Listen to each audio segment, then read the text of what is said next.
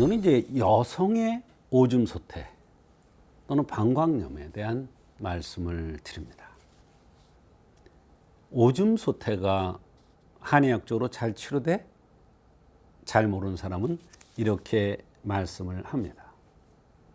그러나 근본적인 치료는 사실 한방적인 치료가 굉장히 잘 치료가 됩니다. 그건 왜 그러냐면 한의학적인 치료는 균만 죽이는 그런 치료가 아니라 근본을 돋구는, 근본 원인을 없애는 치료이기 때문에 여성의 오줌 소태의 경우 한의학적인 치료가 더 잘 치료되는 경우가 있습니다. 오줌 소태, 방광에 바이러스가 침투하게 되며 급성 염증 반응을 보이는 것이 특징입니다. 바이러스, 한의학적으로 바이러스를 잡는 약이 있습니다. 대표적인 약이 팔랑근, 의인 같은 이런 약이 있는데 바이러스를 잘 잡습니다. 그래서 오줌 소태를 치료합니다. 오줌 소태가 왜 자꾸 재발하는 것인가? 증상만을 없애려고 하는 치료를 하기 때문에 그렇습니다. 근본적인 원인을 치료하고 바이러스를 해결해주는 이러한 치료를 하면 자꾸 재발하지 않습니다. 오줌 소태의 한의학은 어떻게 치료하는가? 근본을 돋구고, 근본을 돋궈요. 그래서 몸을 든든하게 한다 이런 얘기예요. 면역력을 키워주는 거죠. 그럼 재발을 안 해죠. 또 방광염이 근본적으로 왜 왔을까를 생각해서 치료를 하는 것입니다. 오줌 소태의 증상은 배뇨통, 소변 볼 때 아파요. 빈뇨, 너무 소변을 자주 봐요. 혈뇨, 피가 섞여 나오는 경우가 많습니다.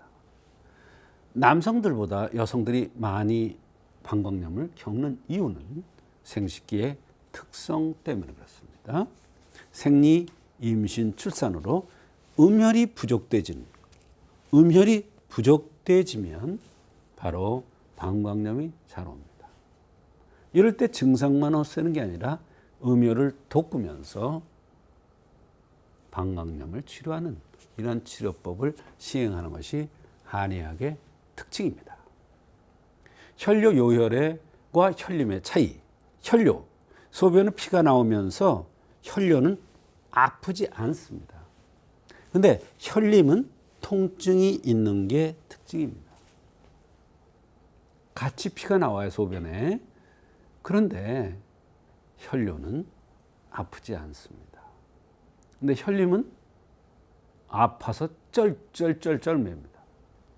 말하자면 같이 소변에서 피가 나오더라도 아프냐 아니냐에 따라서 원인과 치료법이 다르게 되어 있습니다. 혈뇨의 원인과 치료, 포에서 방광으로 열이 옮겨졌을 때 혈뇨나 요열이 나타나는데 방광에 열을 없애주는 치료를 합니다. 열을 조절해주는 치료죠. 없애주는 치료가 아니라 조절해주는. 열이 없으면 안 되니까 사람의. 그러니까 과잉됐을 때 문제가 오는 거죠. 열이 하초에 있을 때, 심에서 소장으로 열이 옮겨질 때 이게 다 열이죠. 주상으로 발생할 때 주독인 열독이에요. 열독. 술은 열해요. 그래서 얼굴이 빨개져요. 술이 취하면. 색상으로 발생할 때, 색상이라는 건 뭐냐면 성생활이 과다해서 진액이 고갈되면 열이 납니다. 그럼 방광염이 올 수가 있어요. 노인 진액이 고갈되면 허열이 뜨죠. 부인성으로 이렇게 올 수가 있는데 이거에 따라서 한의학에서는 치료법이 전혀 다른 겁니다. 노림이라고 해서 노라는 건 노력과다예요. 노력과다. 너무 노력과다 해서 원기가 손상되고 진액이 고갈되면 임증이 나타나는데 그 현상이 바로 노림입니다. 피로하고 피로한 생활을 한다는 거예요. 너무 원기를 써먹어서 피로하면 노림이 올 수가 있는 거예요. 또 성생활이 과다해도 노림이 올 수가 있는 거예요. 그 다음에 음주 과다해도 노림이 올 수가 있어요. 그럼 이럴 때 필요한 것을 없애주는 치료, 성생활 과다한 것을 해결해주는 치료. 물론 이제 성생활을 좀 줄여야 되겠죠. 아무래도 음주 과다, 주독을 없애는 치료 다 다른 거예요. 같은 노림이더라도 보증이익탕, 쌍화탕, 대금음자 예를 드는 거예요. 그래서 같은 혈림의 원인과 치료인데 노림의 경우에는 이런 원인에서 오는데 원인에 따라서 다 다른 거예요. 치료법이. 이게 특징이에요. 혈림, 혈열과 심소장열, 열림, 열체질. 더운 거 못 견디는 체질 있잖아요. 추운 거는 못 견디는 체질도 있고 더우면 막 찬물을 벌컥벌컥 들이키고 이런 사람들이 있어요. 그러면 열림 현상이 잘 나타나요. 그럴 때요 백호탕이 되는 것입니다. 백호탕. 그러면 열림 현상이 좋아지면 방광염 증상이 좋아지는 거죠. 예. 기림, 기울과 기가 허해서. 성림, 소변에 모래 같은 게 나와요. 얼마나 아프겠어요. 돌 같은 작은 돌멩이 같은 게 나와요. 성림이라고. 이것도 방광염의 일종인데 이거를 깨는 치료법이 있습니다. 깨는 치료법이. 그러니까 한의학에서는 이렇게 혹이나 이런 거에 생겼을 때 그것을 없애주는 치료가 있다는 거예요. 외부적인 어떤 자극이나 이런 거에 의하지 않고요. 이렇게 여성의 오줌 소태는 아주 다양하게 그 원인과 증상이 나타날 수가 있습니다. 그 원인과 증상에 따라서 알맞게 올바른 한약을 쓰면 얼마든지 여성의 오줌 소태가 한의학적으로 근본적인 치료가 가능합니다.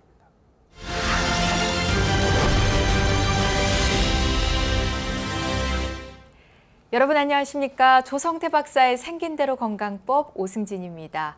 앞서 조성태 박사님의 강의에서도 들으셨듯이 이 오줌 소태, 방광염은 남성보다 여성한테서 더 자주 발생한다고 합니다. 이 불편한 증상들이 많은 만큼 내 몸에 이상이 있는 건 아닌지 걱정스러운 질환. 오늘은 여성의 오줌 소태, 방광염을 주제로 함께하고 있습니다.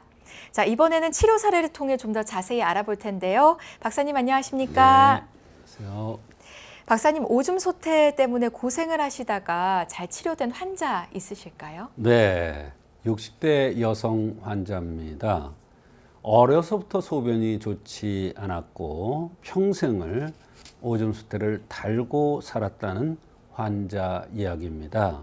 이렇게 평생을 고생한 환자면 사실 저도 긴장을 많이 합니다. 네, 박사님께서 긴장을 하셨다니까 좀 더 집중을 하게 됩니다. 네.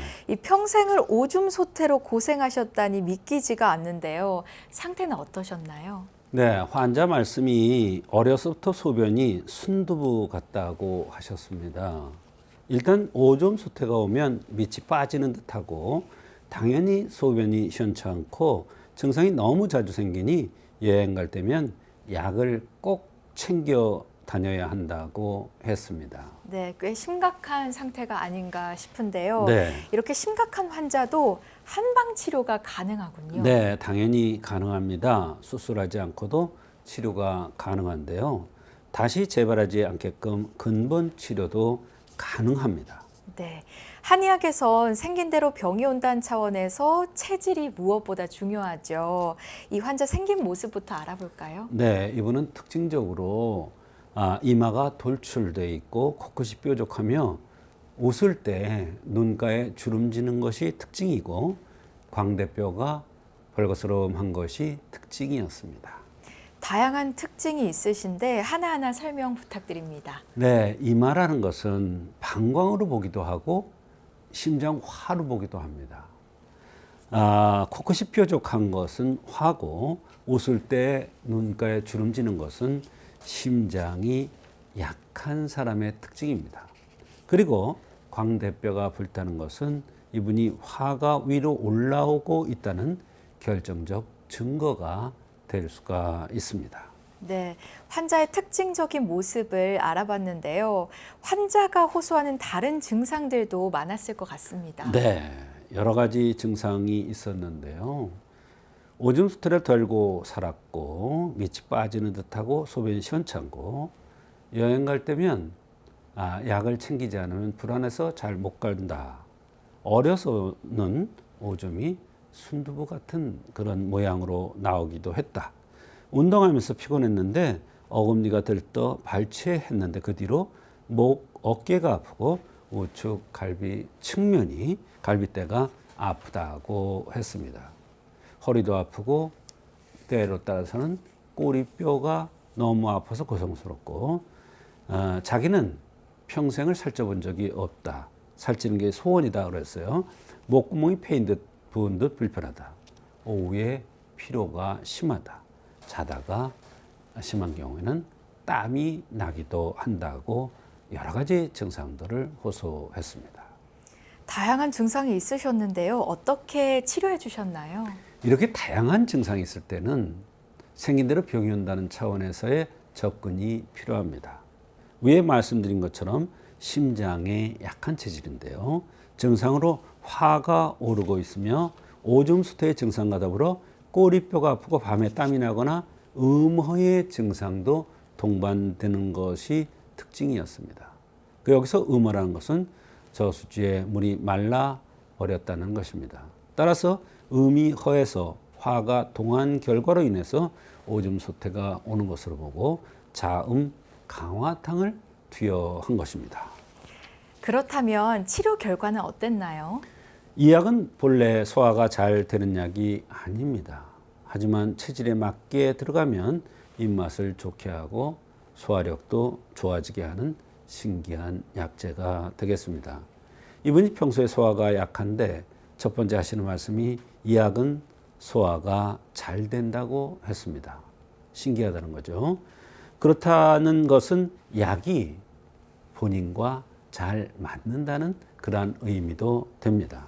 약이 잘 들어가니까 목구멍 불편한 감, 허리, 어깨의 통증이 호전되었으면서 가장 불편했던 오줌 소태도 서서히 증상이 좋아졌고 3번을 쓰고 나서 오줌 소태가 완전히 없어져서 굉장히 고마워했던 그러한 경우가 되겠습니다. 네, 오늘 알아본 치료 사례의 환자는 평생을 따라다닌 질병으로 정말 고생이 많으셨을 것 같은데요. 늦게나마 근본 원인을 찾아내고 제대로 치료할 수 있어서 정말 다행이라고 생각합니다. 방송 함께하고 계신 시청자들 가운데서도 비슷한 증상이 있으시다면 꼭 한번 한방치료 권해드립니다.